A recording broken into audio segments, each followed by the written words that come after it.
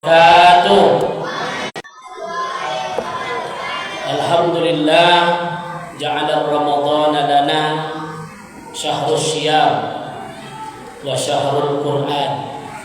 Asyhadu an la ilaha illallah khaliqul alam wa asyhadu anna Muhammadan abduhu wa rasuluhu sayyidul arabi wal ajam. Allahumma salli ala sayyidina Muhammadin sallallahu alaihi wasallam wa ala alihi wa sahbihi ala dawam, amma ba'du. Rabbi shrah li sadri wa yassir li amri wahlul 'uqdatam min lisani yafqahu qawli. Yang saya muliakan para alim ulama, tokoh masyarakat, para orang tua kami, pengurus panitia Ramadan, imam Masjid Nurul Huda, yang alhamdulillah pada malam keberapa Bu? Malam keberapa? Malam kelima. Kok cepat rasanya Bu? Iya enggak? Tahun-tahunnya udah malam kelima Pak. Tinggal berapa lagi Ramadan? 24 hari lagi. Dihitung ya, 24 hari lagi. Mudah-mudahan puasa kita diterima oleh Allah Subhanahu wa taala. Amin ya rabbal alamin. Maka oleh karena itu mari kita bersyukur kepada Allah Azza wa Jalla. Setiap hari, setiap malam Allah berikan kesempatan kepada kita untuk selalu memperbanyak amal ibadah. Karena gerbang Ramadan ini merupakan sebuah momentum bagi kita untuk meminta ampun kepada Allah sebanyak-banyaknya.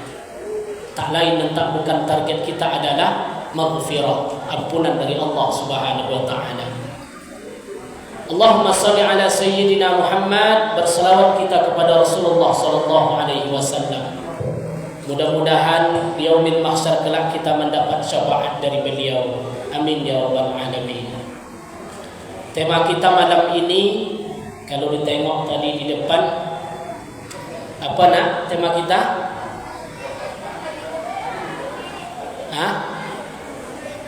Masjid tempat yang paling mulia di bumi. Itu tema malam kawan.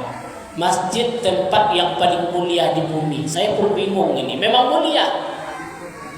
Masjid itu tempat yang paling mulia. Kenapa? Masjid itu rumah Allah. Terutama 3 masjid yang paling mulia. Yang pertama, Masjidil Haram. Alhamdulillah masih aman. Kenapa saya katakan masih aman? Masih bebas umat Islam ke sana beribadah kepada Allah. Masjid yang kedua yang paling mulia adalah Masjid Nabawi. Masjid yang didirikan oleh Nabi Muhammad sallallahu alaihi wasallam di Madinatul Munawwarah. Alhamdulillah masih aman. Jamaah umroh kita, jamaah haji masih aman untuk beribadah di sana. Ada yang kita lupakan, masjid yang ketiga, Masjidil Aqsa yang berada di Palestina, yang hari ini diobrak-abrik oleh Zionis Israel. Bayangkan Bapak Ibu, umat Islam yang martir, yang syahid sampai hari ini sejak 7 Oktober, hampir 32.000 orang. Demi apa itu? Mempertahankan Masjid Al-Aqsa. Sebetulnya sederhana. Kalau mau umat Islam itu mencari tempat, tinggalkan Al-Aqsa, selesai barang itu. Israel akan tak akan lagi mengganggu kita. Tapi doktrin Zionis itu apa Pak? Doktrinnya, mereka menganggap di Masjid Al-Aqsa hari ini di situ letaknya Bait Suci atau Haikal Sulaiman. Jadi target Zionis itu adalah mengganti Masjidil Aqsa ini dengan kuil Yahudi diletakkan di sana. Itulah drama akhirnya nanti. Tapi Allah jamin itu tidak akan terjadi. Allah yang menjamin dalam Al-Quran. Baca surat Al-Isra. Maka ribat orang-orang yang berperang hari ini dengan Zionis Israel. Mereka lah orang-orang yang mulia. Kalau tidak karena mereka, mungkin Masjidil Aqsa itu sudah lama diambil alih. Tapi masih ada pejuang.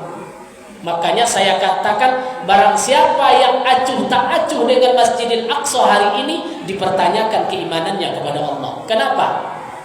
Karena dia masjid nomor 3 tersuci. Sebelum kiblat umat Islam ke Mekah, di mana kiblatnya, Pak? Al-Aqsa. Ya, "Fawalli wajhaka syatral masjidil haram," kata Allah. Ketika Nabi Muhammad salat menghadap Masjidil Aqsa, salat Nabi, tiba-tiba datang perintah, "Hai Muhammad, hadapkanlah hari ini wajahku Masjidil Haram." Maka masjid itu hari ini disebut dengan Masjid Qiblatain. Masjid 2 kiblat. Karena perintah itu turun ketika salat, Pak. Jadi langsung Nabi berpindah arah dari Masjidil Aqsa ke Masjidil Haram. Bayangkan mulianya Masjidil Aqsa. Terus Ustaz, apa yang kita lakukan? Sederhana saja. Kalau tidak bisa nyumbang, minimal doa. Kalau tidak bisa doa, tidak mungkin, Pak. Kita pasti berdoa. Cuman ada sebuah perbuatan yang harus kita lakukan hari ini. Apa? Boikot produk Israel yang bisa diboikot. Saya tidak mau nanti jamaah Masjid Nurul Huda mengadakan buka bersama. Di mana diadakan buka bersama, Bu? Di Mall SKA. Tempatnya di mana tempatnya? Yang ada ayam-ayam itu. Tidak usahlah disebutkan namanya. Lah berjilbab buka puasa bersama, makan di yang ayam-ayam itu. Apa namanya, Bu? Tuh. Produk siapa tuh? Hati-hati kita. Minimal itu yang kita tolong.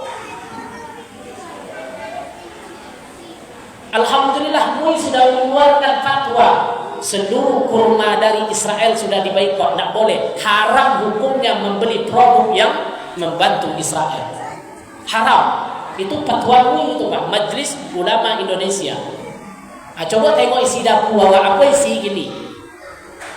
Coba tengok kamar mandi. Sabun apa yang ibu pakai? Coba tengok susu anak. Susu apa yang ibu pakai? Jadi mulai dari diri kita hari ini. Kita mulai. Minimal itu yang bisa kita tolong untuk Masjidil Aqsa hari ini. Sampai hari ini, Bu. Perhatikan warga umat saudara kita di Gaza. Kita Ramadan berbuka dengan enak, mereka berbuka dengan bom. Mereka mengharapkan bantuan untuk berbuka, di tengah mengambil makanan-makanan untuk berbuka tadi, sore tadi dibom, 60 orang syahid. Kenapa hati kita tidak tersentuh? Makanya kita ketuk pintu langit, ya Allah, tolong mereka, ya Allah. Maka masjid inilah tempat yang paling mulia. Lah berapa minit, Pak? Ya tidak usah ada kadang-kadang. Kan 15 menit juga. Tinggal berapa lagi, Ustaz? Mulai menit marah jemaah itu nanti. Jadi apa keutamaan masjid tadi? Yang pertama, masjid merupakan tempat solusi hidup. Ada kisah di Jepang. Jepang itu, Pak, rupanya paling banyak bunuh diri itu di Jepang. Jangan sangka negara maju itu hidupnya bahagia. Kenapa mereka bunuh diri? Karena mereka tidak bahagia. Akhirnya pemerintah membuat sebuah keputusan. Ada sebuah tempat di Jepang juga khusus tempat bunuh diri. Tapi ada waktu tertentu dari jam sekian sampai sekian bunuh diri dari situ. Sampai seperti itu, Pak, pemerintah. Karena banyak mayat berserakan. Dikasih waktu dari jam 8 umpamanya sampai 10, silakan bunuh diri. Jadi ada satu orang yang mau bunuh diri berjumpa dengan seorang muslim. Mau kemana? Kata muslim tadi. Saya mau bunuh diri. Anak usah dulu, ikut saya. Kan belum jamnya. Nanti saya telat, ikut aja saya. Pergi dia dengan yang muslim tadi, masuk dia ke dalam masjid. Sampai dalam masjid tadi, heran orang Jepang tadi. Duduk dia di situ. Setelah terduduk di masjid tadi, langsung dia tertidur. Tolong aja Pak di masjid tadi. Jadi setelah dibiarkan tidur, akhirnya dia terbangun. Apa kata sahabat yang muslim tadi? Pak, saya malas membangunkan bapak tadi, karena bapak tidurnya sangat pulas. Heran dia. Pak, katanya, kata orang Jepang tadi, selama ini saya tidak bisa tidur karena banyak masalah. Kok sampai di masjid saya langsung bisa tidur? Samola jawab apa ya? Kalau di rumah nak mau tolong, sampai di masjid nyadar dikit hilang langsung. Akhirnya dia nak jadi bunuh diri sampai dia sebuah keputusan apa? Dia mengucapkan syahadat la ilaha illallah, karena di masjid itu adalah solusi tempat terbaik. Jadi Pak, kalau ada cekcok di rumah, di mana kita lari? Kalau ibu marah suami, kemana lari? Iya. Karena di masjid ini tempat ketenangan, ini rumah Allah. Carilah solusi di masjid. Yang kedua, apa fungsi masjid tadi? Terbukanya pintu rahmat. Coba tunjuk tangan ibu-ibu. Berapa orang yang baca doa masuk masjid tadi? Coba tunjuk tangan. Nah, berlima ya Pak. Apa doa masuk masjid? Ananda, coba baca doa masuk masjid. Nampak dia maknya terdapat enggak? Allahumma inna nas'aluka. Ustaz pun lupa. Allahumma tahli. Ambo ngetes saja juga. Ada nak protes nanti. Memang kalau jadi ustaz pintar ya. Dari Allah. Allahumma ftahli abwaaba rahmatik. Itu doa kita masuk. Ya Allah, bukakanlah pintu rahmat dalam hidup hamba. Maka masjid ini tempat terbukanya pintu rahmat. Karena ini rumah Allah. Karena ini rumah Allah, maka ada adab yang masuk ke masjid tadi. Yang pertama kata Allah, khususinatakum inda kulli masjidin. Ambillah pakaian terbaikmu untuk masuk masjid. Jangan bagus pula baju ibu pergi ke mall. Nah kan udah ketahuan habis waktu. Oke, terakhir. Yang terakhir. Apalagi fungsi masjid ini? Masjid merupakan tempat ampunan dari Allah Subhanahu wa taala. Kalau banyak dosa, kalau malu kita untuk bertobat kepada Allah, datanglah ke masjid. Ngadulah kepada Allah. Innallaha yaqbalu taubatal abdi ma lam yughargir. Karena Allah menerima taubat seorang hamba sebelum nyawanya kerongkongan. Sebetulnya kisah panjang, cuman di lain waktu sajalah. Mudah-mudahan bermanfaat apa yang kita sampaikan hari ini. Dan jangan lupa Rasul memesankan, apabila engkau masuk ke masjid, fala tajlis, jangan duduk sehingga engkau sholat 2 rakaat. Disebut dengan sholat apa? Tahiyatul masjid. Itulah penghormatan kita kepada masjid. Demikian, wallahu muwaffiq ila aqwamit thoriq. Assalamualaikum warahmatullahi wabarakatuh.